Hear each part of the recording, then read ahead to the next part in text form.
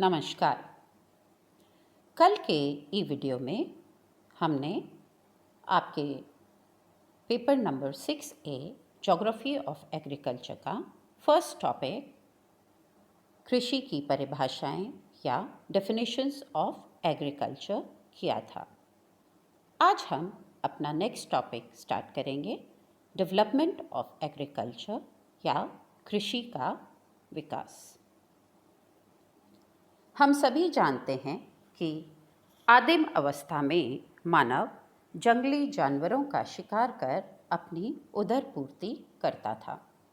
फिर उसने जंगलों से वस्तु एकत्रीकरण सीखा और फिर धीरे धीरे वह अपने द्वारा उगाए हुए अन्न का प्रयोग करने लगा और शायद इसी अवस्था में अन्न उत्पादन का या खेती का आविष्कार हुआ। प्रारंभ में खेती का यह प्रयास बहुत सीमित रहा और फिर जैसे जैसे मानव सभ्यता का विकास हुआ और औजारों का आविष्कार हुआ, मानव विस्तृत खेतों में कृषि करने लगा। कृषि का आरंभ लगभग 7000 से 13000 ईसा पूर्व में हो चुका था। इसके हमें प्रमाण मिलते हैं। प्रागैतिहासिक मानव ने 10,000 ईसा पूर्व से कृषि कार्य प्रारंभ कर दिया था। पशुओं को पालतू बनाना कृषि कार्य के लिए 8000 ईसा पूर्व से शुरू हो गया था और 800 ईसा पूर्व से विस्तृत कृषि प्रारंभ हो गई थी। कृषि का उद्भव एवं विकास अकस्मात नहीं हुआ है। हम आज जो कृषि का स्वरूप देखते हैं, यह एक लंबे एवोल्यूशनरी प्रोसेस का परिणाम है। कृषि का विकास कई अवस्थाओं के द्वारा हुआ है।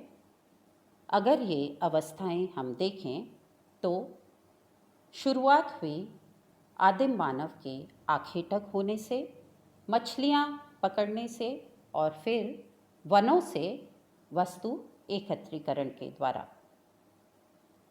इसके साथ साथ जब मानव संख्या बढ़ने लगी तो मानव स्थानांतरणशील अवस्था में पहुंचा, जहां वो एक जंगल से दूसरे जंगल आखेट करता, वस्तु एकत्रीकरण करता हुआ अपनी उदरपूर्ति करता था।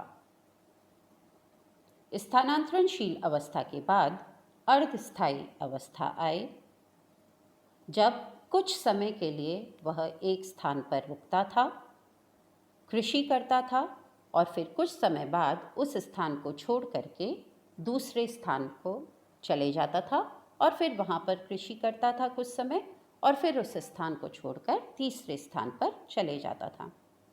इस अस्थायी अवस्था के बाद मानव अपनी प्रारंभिक स्थायी अवस्था में आया, जहाँ पर कि मानव स्थायी रूप से आवासों में रहने लगा। इस स्थायी अवस्था के बाद सघन स्थायी जीवन निर्वाहन कृषि प्रारंभ हुई। जब वह स्थायी आवास में रहने लगा तो फिर कृषि के उत्पादनों का लेन देन और व्यापार शुरू हुआ और फिर आई विशिष्ट कृषि की अवस्था।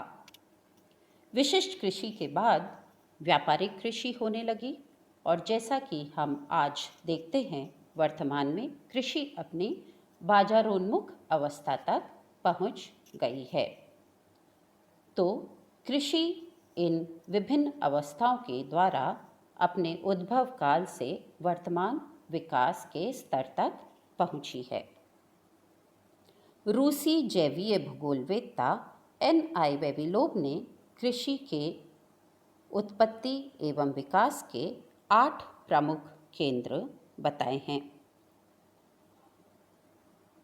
दक्षिण पूर्वी एशियाई केंद्र, यह संसार का सबसे बड़ा कृषि उत्पत्ति केंद्र है। इसके अंतर्गत दक्षिण एशिया के Bharat, Burma, Thailand, Indonesia, Malaysia और इंडोचीन के क्षेत्र सम्मिलित किए जाते हैं। यहाँ पर कृषि मुख्यतः नदी की निचली घाटियों और डेल्टा प्रदेशों में होती थी। क्योंकि नदी की निचली घाटियों में कृषि होती थी, तो कृषि के साथ साथ मत्स्य पालन भी ये लोग बहुत दक्ष रूप से करते थे। इन क्षेत्रों में कृषि के लिए पत्थर या लकड़ी की कुल्हाड़ी और डिगिंग स्टिक्स का प्रयोग किया जाता था। दक्षिण पश्चिम एशियाई केंद्र एशिया माइनर, यूनान, टर्की, ईरान, इराक और तुर्किस्तान का यह क्षेत्र कृषि व्यवस्था एवं उत्पत्ति का प्राचीनतम केंद्र माना जाता है। कृषि ही नहीं, पशुपालन का आरंभ भी इसी क्षेत्र में माना जाता है।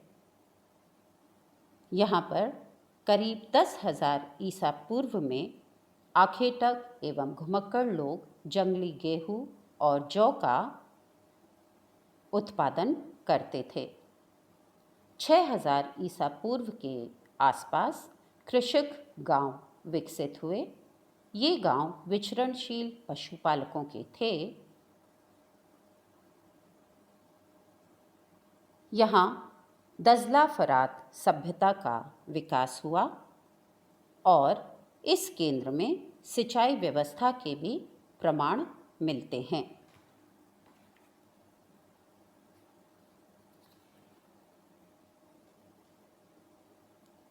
मध्य एशिया कृषि केंद्र अफ़गानिस्तान, तजाकिस्तान, उज़्बेकिस्तान, पश्चिम त्यांसान और पाकिस्तान तथा उत्तर पश्चिमी भारत के क्षेत्र इसमें सम्मिलित किए जाते हैं। यहाँ पर कृषि का विकास लगभग 5,000 से 10,000 ईसा पूर्व हो गया था और यहाँ मिश्रित कृषि की जाती थी। सिंचित कृषि के भी यहाँ पर प्रमाण मिले हैं, जो कि कैस्पियन सागर के पूर्वी भागों में की जाती थी।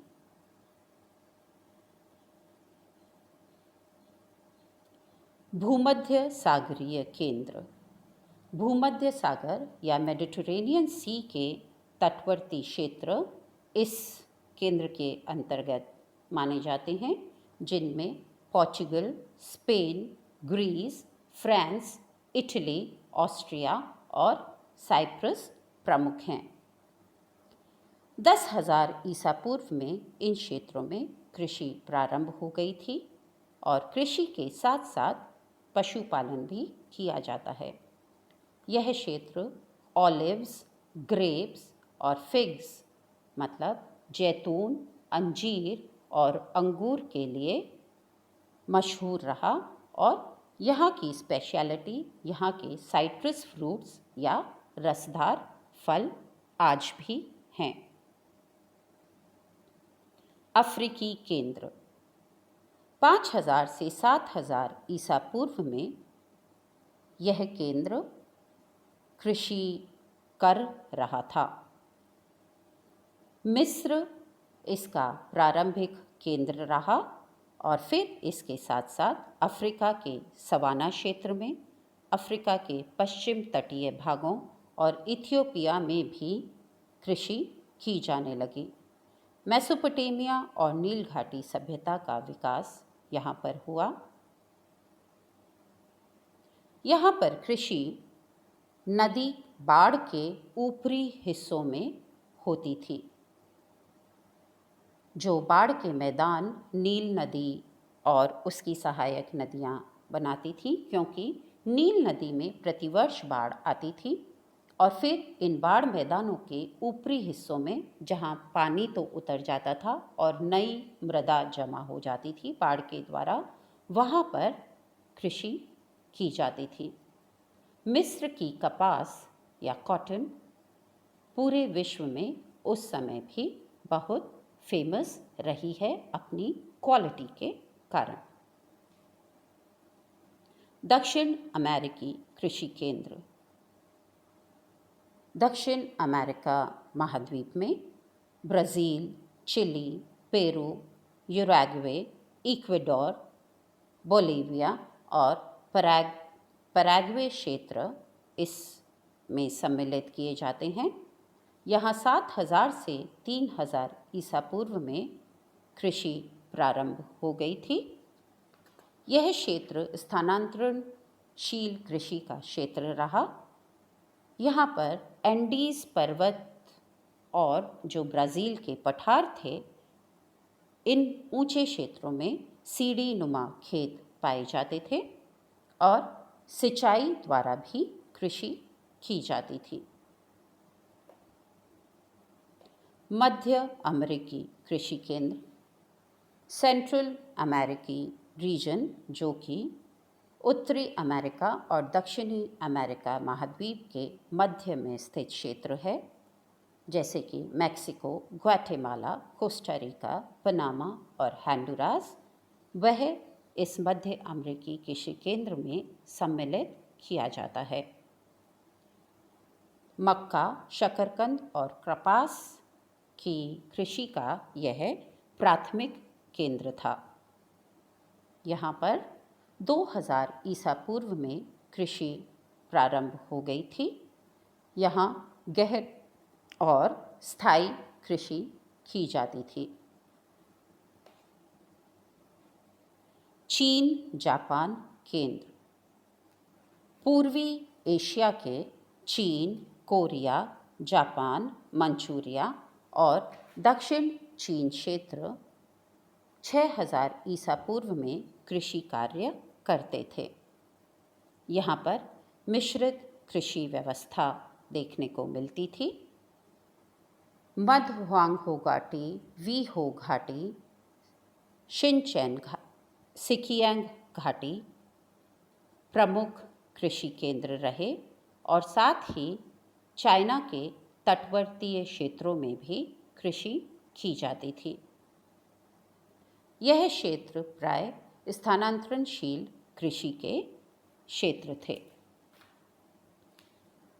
तो हमने देखा कि संसार के विभिन्न भागों में प्रागैतिहासिक काल से ही मानव ने विभिन्न क्षेत्रों में धीरे धीरे कृषि कार्य प्रारंभ कर दिया था और फिर यह कृषि कार्य मानव सभ्यता के विकास के साथ साथ विकसित होता गया और आज की विकसित कृषि इसी का परिणाम है।